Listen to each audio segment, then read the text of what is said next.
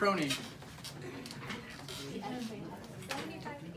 75 to 85. What's our norm for supination? Get it. Smash it. 80 to 90. Okay. Oh no. So.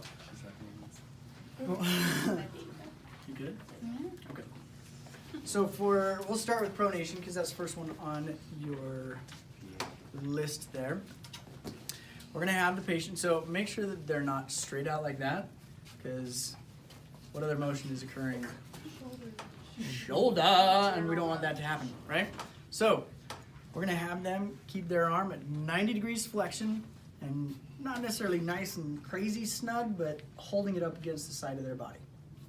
Okay? Are you tricking me? I'm writing in pen this time. So No. Did you notice the laugh before it? I did. That was just because last time. This is legit. Okay. This is real. Okay?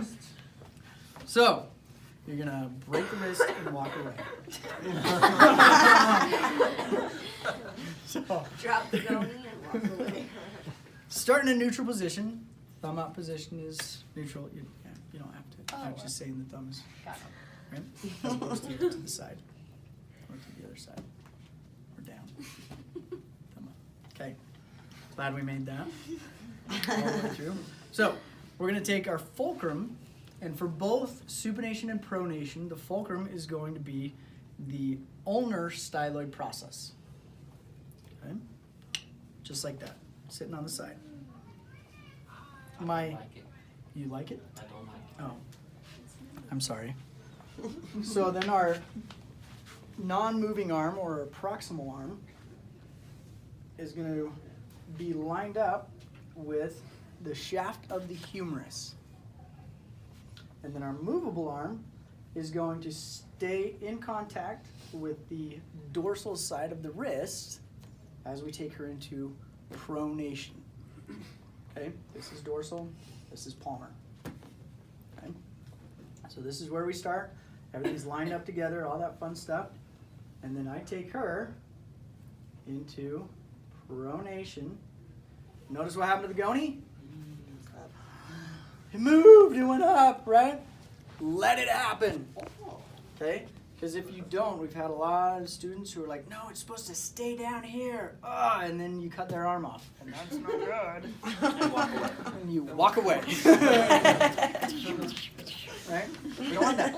So, make sure you're allowing that Goni to move with the arm. So as I take her into that motion of pronation, got her lined up with the humerus. And what kind of end feel am I getting here in pronation? Soft tissue stretch. Capsicum. Or Hard. Soft, firm, hard. Yeah. D, all of the above. It's hard because the bones cross and then stop. There you go. Okay? Because the radius doesn't go anywhere here other than spinning around, right? But it's wrapping up and over the ulna, and so essentially they're going like this. And if you listen really close, you can hear that. Liar. No, I'm dead serious.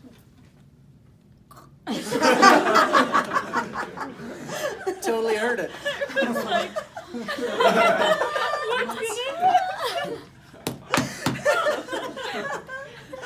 Oh man, that was great. You guys are so gullible. Yeah. So, notice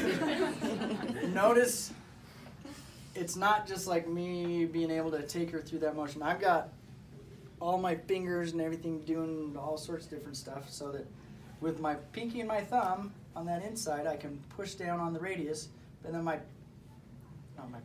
pointer finger and my thumb.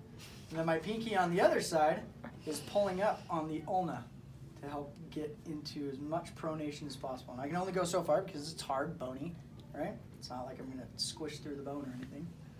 And she's got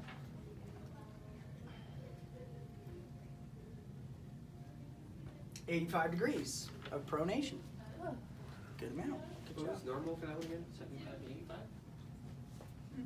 Or that one? What? Normal range, 75 to 80 to 85, 90. 80 to 90. 70, It's 80 to 90. I thought that was the 75 other. to 85 for pronation, 80 to 90 for supination. Okay? Wait, So- are you sure? I almost wrote that down backwards. Uh-huh. Pretty sure. Okay, so that's pronation. For supination, all of our points are pretty much the exact same. However, instead of being on the dorsal side, now we're going to go on to the palmar side. Our fulcrum is still lined up with the ulnar styloid process. Our proximal arm is still lined up with the humerus, and then the distal arm is now just lying across the wrist on that palmar side. Okay, I need to get to a different position. There we go. And now we take it through that motion. Yeah, ooh, she's got a lot. And now I'm going to back up just here a little bit. So notice what she's doing with her humerus. When I took her into supination, what happened to it? She started going into it, and then she started pushing into her body, right? Is that going to affect the outcome of my measurement? Yeah. Well, No, if you it's keep not. lined up with the humerus here. Yeah, because we're lined up with the humerus, right? And so it doesn't matter if she goes way in there or if she goes way out there for pronation. I'm lined up with the humerus, so it shouldn't affect it. We want them to try and stay here as much as possible. So it was brought up last lab that you could, if you're worried about that, or just to give them a cue,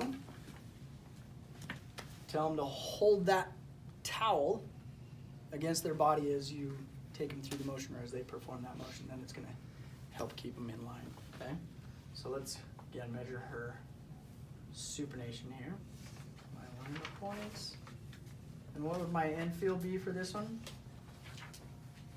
Firm. Firm. Because we are not crossing bones on this one. Okay. She's got a good amount.